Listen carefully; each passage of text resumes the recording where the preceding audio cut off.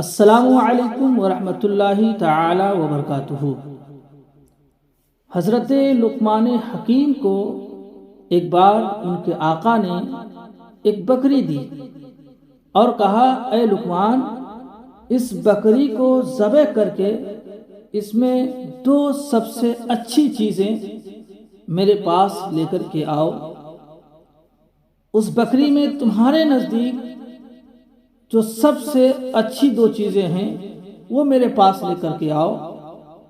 حضرت لقمان حکیم گئے، بکری کو ذبح کیا اور زبان اور دل اپنے آقا کے پاس لے کر کے آئے۔ اس کے بعد آقا نے ایک اور بکری دی اور کہا کہ اس کو ذبح کرو اور اس میں جو سب سے بری چیزیں ہیں وہ میرے پاس لے کر کے آؤ۔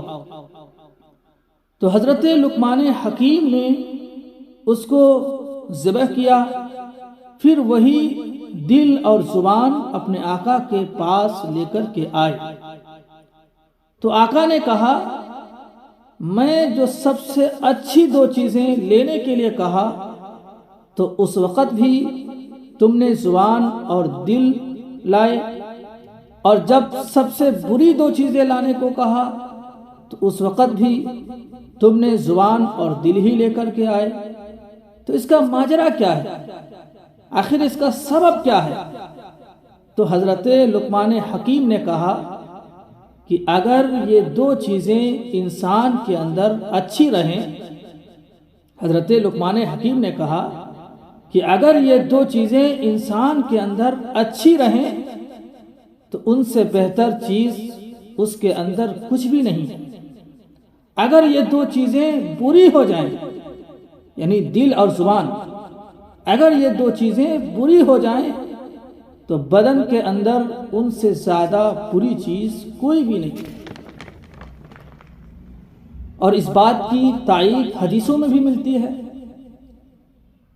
میرے آقا پیغمبر اسلام صلی اللہ علیہ وسلم فرماتے ہیں کہ بدن میں دو چیز ہے، بدن میں دو چیزیں ہیں، اگر وہ صحیح ہے تو پورا بدن صحیح ہے، اگر وہ خراب ہو جائیں تو پورا بدن خراب ہو جاتا ہے، اور وہ زبان اور دل ہے۔ بعض داناؤں نے کہا کہ خاموش رہنے میں 7,000 نیکیاں اور بھلائیاں ہیں، اور وہ 7,000 نیکیاں اور بھلائیاں 7 باتوں میں جمع ہے۔ پہلی بات، خاموشی ایک ایسی عبادت ہے کہ جس کو کر لینے کے لیے کوئی مشقت نہیں اٹھانی پڑتی ہے، نہ تھکاوٹ ہوتی ہے، بس خاموش بیٹھنا ہے، اللہ کی بارگاہ کی طرف متوجہ ہوگا۔ دوسری بات یہ ہے کہ انسان کا زیور ہے، خاموش رہنا یہ انسان کا زیور ہے۔ بغیر جوہر کے انسان کی زینت ہے، بغیر زینت کے خاموشی انسان کی زینت ہے، اور یہ ایسی زینت ہے کہ اس میں زیور پہننے کی ضرورت نہیں پڑتی۔ تیسری بات یہ ہے کہ یہ خاموشی بغیر اقتدار کے، بغیر طاقت اور غلبہ کے انسان کے لیے ہیبت ہے۔ خاموش آدمی جو رہتا ہے اس کی ہیبت دوسروں پر الگ ہی رہتی ہے۔ وہ اگر اقتدار والا نہ بھی ہو، طاقت اور غلبہ والا نہ بھی ہو، تب بھی دوسروں پر اس کی خاموشی سے ہی ہیبت طاری رہتی ہے۔ اسی طرح یہ بغیر دیواروں کے ایک محفوظ پناہ گاہ ہے۔ دیواریں جن سے قلعہ بناتے ہیں، گھر بنتے ہیں، ان میں آدمی محفوظ ہو جاتا ہے۔ کن چیزوں سے؟ آفتوں سے، مصیبتوں سے، فتنوں سے۔ تو زبان بغیر دیواروں کے ایک پناہ گاہ ہے کیونکہ جب تک آپ خاموش رہیں گے تب تک آفت اور مصیبت دور رہیں گی، لیکن اس زبان کے کھولتے ہی ہم پر آفتوں اور مصیبتوں کا دروازہ کھل جاتا ہے۔ اسی طرح دوسروں کے سامنے عذر پیش کرنے سے بے نیاز بھی ہو جاتا ہے، کیونکہ جب خاموش رہے گا تو دوسروں کے بارے میں کوئی ایسی بات نہیں کہے گا کہ جن کو کرنے کے بعد اسے صفائی دینی پڑے اور عذر پیش کرنا پڑے، تو اس سے بھی حفاظت ہوتی ہے۔ اور جو اس کے لکھنے والے فرشتے ہوتے ہیں، اس کے کاموں کو، تو اس کی زبان کے الفاظ کو لکھنے والے جو فرشتے رہتے ہیں ان کو بھی آرام ملتا ہے۔ وہ آرام سے بیٹھ کر کے اس کے اعمال لکھنے کے بجائے اس کے لیے دعائے مغفرت، اس کے لیے دعا کرتے رہتے ہیں۔ اور اگر آدمی خاموش رہتا ہے تو اس کے عیبوں کا بھی پردہ رہتا ہے، اس کے عیبوں کا بھی پردہ رہتا ہے۔ زبان سے الفاظ نکالتے ہی پتہ نہیں کس قسم کی باتیں کرے گا کہ جس سے اس کی جو ہیبت، جو رعب و دبدبہ احترام لوگوں کی نظروں میں بیٹھا ہوگا، اس کی زبان سے بات نکلتے ہی وہ سارا رعب و دبدبہ ختم ہو جائے گا، کیونکہ پتہ چلا کہ وہ فضول باتیں زیادہ کرتا ہے، گالی گلوچ کرتا ہے، بد زبانی کرتا ہے، تو جس سے اس کی ساری ساکھ وہیں پر ختم ہو جاتی ہے۔ اس لیے کہا بھی جاتا ہے الصمت زین للعالم، خاموشی عالم کے لیے زینت ہے اور جاہل کے لیے پردہ ہے، اس کے عیبوں کو وہ چھپا لیتی ہے۔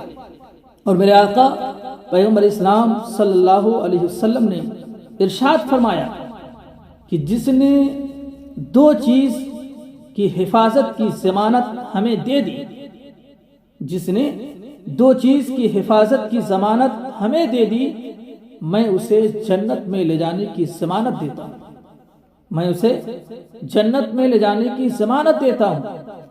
دو چیزیں کیا ہیں؟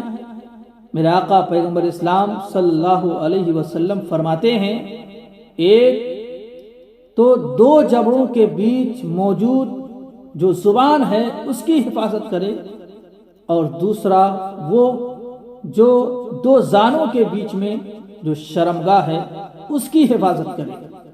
تو یہ دو چیزیں جس نے بچا لیا اس کو میں جنت میں لے جانے کی ذمہ داری دیتا ہوں، ضمانت دیتا ہوں۔ اس لیے اپنی زبان کا کنٹرول برقرار رکھو۔ نرمی لہجے کے اندر ہونا بہت ضروری ہے۔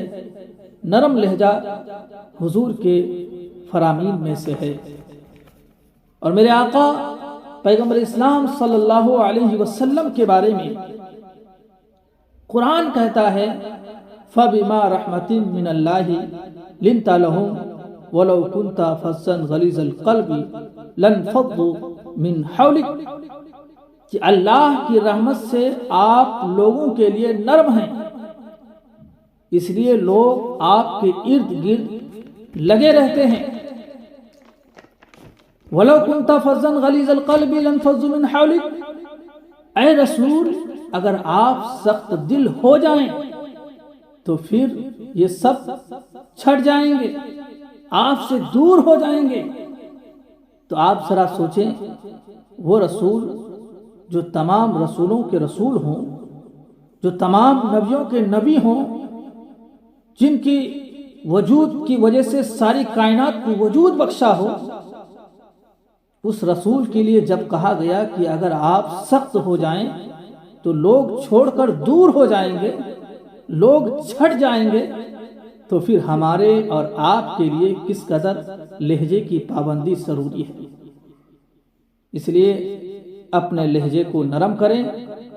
انسان اپنی گفتگو، اپنے کلام، اپنی بات چیت سے اپنے سلیقے بتاتے ہیں، اور گالی گلوچ کرتے ہوئے جن کی صبح شام ہوتی ہے ان کو دیکھ کر یہی پہچان میں آ جاتا ہے کہ کس گھر سے یہ تعلق رکھتا ہے، کہاں ان کی تربیت ہوئی ہے، کس طرح ان کو آداب سکھائے گئے ہیں۔